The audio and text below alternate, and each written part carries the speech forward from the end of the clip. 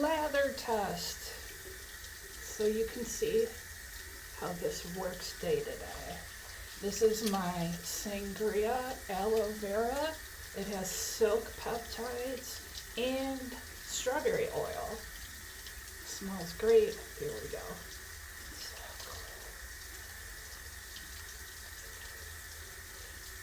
This lather feels like whipped topping. It's creamy and bubbly and white.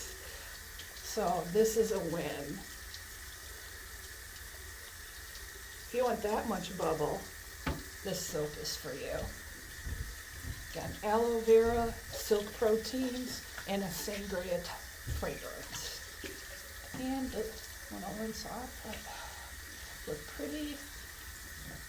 Here. Can even do it. There you go.